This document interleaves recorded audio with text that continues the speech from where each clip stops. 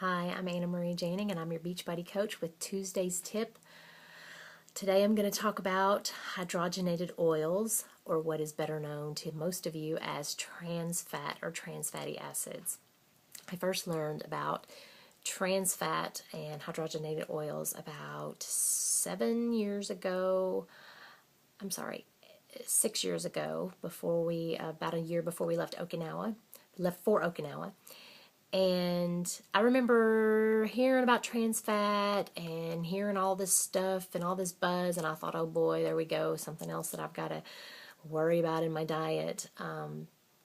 But what I learned, I remember the thing that finally got my attention after I kept hearing about all this. I heard that the city of New York had banned trans fat in all their cooking trans fatty oils in their restaurants. And I thought, well, if New York City's banning them, then maybe they're not so good. So I started reading up a little bit more. And I remember hearing on that same newscast about the trans fat being banned in New York, that you should never have more than 5 grams of trans fat in your diet every day. So I started looking at labels, and I realized that back then I was giving my then 2-year-old son Eggo waffles every few days and for breakfast. And I looked, and he would always eat like 3, and I looked at the label, and sure enough, there was about 2 grams, I think, per waffle. So he was already getting his max amount of trans fat before he even had his next meal. So I started cutting things like that out. Waffles were, and this has become a big tradition in my house now, we always do homemade waffles. We've been doing it ever since. And the way around all the work, because it is a lot more work than just sticking something in the toaster, is I make like 3 batches of it, and I freeze a big portion of it, and on days that I don't have time, we just take it out of the freezer and pop it in the toaster. And it tastes so much better. I think that Eggo waffles taste like cardboard now if I try one. Okay, so I started taking the trans fat out. However, I had talked to some people who mentioned that it's in crackers and it's in all these different things like Bisquick mixes, and I would go home and I would look at my labels, and it doesn't have it. Maybe I just found a good brand that doesn't have them. Well, one day I was in the store. I was in a bookstore by myself, which was very unusual at that time, and I had time to look through books, and I found this book called Trans Fat, The Hidden Killer in Our Food by Judith Shaw. And I picked it up and started reading it, and quickly learned that just looking for the word trans fat on your label is completely a waste of time, because hydrogenated oils, partially hydrogenated vegetable oils, is the same thing as trans fat. Now here is what woke me up. If you see a food label that says 0 trans fat, you can't trust that. Look at the back, look at the ingredients list. If you see partially hydrogenated oils or hydrogenated oils, then that means that that particular food contains 0.5 grams of trans fatty acids. It is not against the law for them to say 0 grams of trans fat on the front. The only time they have to write trans fat is when there's more than 0.5 grams per serving. Now you think, okay, that's not very much. But when you think about it like this, my husband's non-dairy coffee creamer that he used every single day in the coffee he drank, I looked at that label, hydrogenated oils was the second ingredient. And I know he wasn't measuring out 1 teaspoon every single time. So let's think about how many teaspoons of creamer he was actually putting in his coffee that day, and that really adds up. Another thing that we had to just throw out of the house was margarine. Margarine and Crisco are actually those were the two original food items. Well, they're actually not real food. It's actually not food, but I'll get into that in a few minutes. They were the first 2 things that actually contained hydrogenated oils, and that was the only thing that contained hydrogenated oils for many, many, many years, but then it all of a sudden started creeping into everything. Just about every convenience food you can imagine contains this, because it preserves the food and it makes it last longer, which we know that convenience food is supposed to last as long as possible. So this is like a key ingredient. It's really, really cheap to make.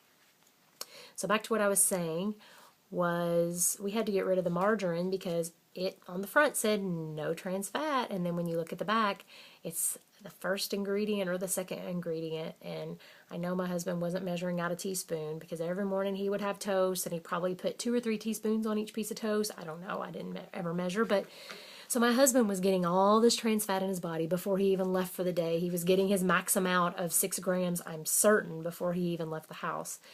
So those two things, and another big one for us was peanut butter.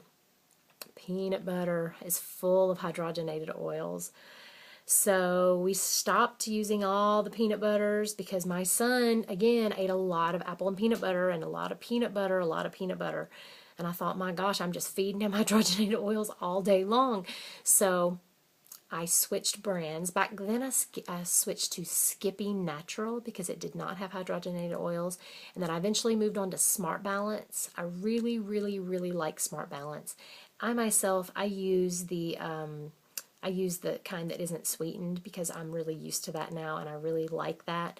My kids, however, they still use Smart Balance. So, and they have no hydrogenated oils at all. So much, much, much better choice. Okay, so those were the things that we had to just get completely out of our life. And the reason is I don't want to get into a huge explanation over what hydrogenated oils are and how they're produced, but what happens is they're just not real food.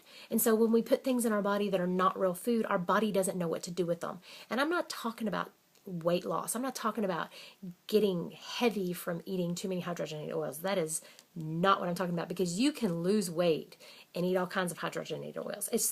I know for a fact because I did that many years ago, back when I didn't know anything about hydrogenated oils. You can still lose weight, but there's like this buildup of inside your body of this stuff that it can't do anything with. And that really scared me. And it scared me to think about putting all that into my kid's body. You know, not as badly into mine because I'm an adult and I'm making my own decisions. But if I'm feeding my children, I don't want that kind of crap to go into their bodies. And then when they grow up to be adults, they can decide that they want to do it. It's their choice. But I don't want to be the one who puts it in their body. So the next thing is I just want to go over just a few of the worst offender foods. Baked goods, a lot of convenience foods. A lot of convenience foods are on here, like Bisquick mix. I used to use that a lot too, and I haven't used that in years because number 2 ingredient. I mean, you might be able to find some that doesn't have it because I think a lot of consumers are trying to get this out of our foods. So I think that a lot of brands are coming around. This book is actually on the old. I mean, it was 8 years ago when I read it, so I'm not sure what year it was published. But so we've got a lot of breads, cakes, cookies, all those cake mixes and frostings. I stopped buying them, and that's the reason I stopped buying them. But now that I make everything from scratch, you can just tell the biggest difference in the taste. I mean, it's huge. You can't even go back to that stuff because it all tastes like plastic when you go back. Cookies, donuts, frosting mixes, muffins, pastries, pie crust, pies. You can't buy canned biscuits anymore. Canned biscuits are full of them. Breakfast cakes, croutons, donuts, flour tortillas, French fries, fried tortillas, chicken nuggets. Not all chicken nuggets, though. You can find some chicken nuggets that do not have hydrogenated oils, and I don't know off the top of my head what brands they are, but you can look at the label and see a lot of frozen pizzas. I mean, you know, just a lot of packaged convenience meals, a lot of cereals. Again, the non-dairy creamer, the margarine, and the peanut butter were our 3 biggest things, and I figured, okay, if I can just get those 3 things out, then we can move on from there. You can't just empty everything. Well, I don't know. Maybe some people can. But I couldn't just empty every single thing out of my cabinet. My husband was really upset about the margarine because he really liked the kind that we used to use. So, again, you may not want to go forth with this, but I promise that for your health, I think it's really, really, really important. I mean, this stuff is banned in Europe. This stuff is banned in Canada. This stuff is really, really bad for us. I won't go into why I don't think that it's been banned in the U.S., but all I'm going to do is try to keep it out of my life, try to keep it out of my kids' life. I'm going to include some links at the bottom of this page today for you to read up on more information, and you can make your own decision. Thank you so much for listening, and you guys have a great Tuesday.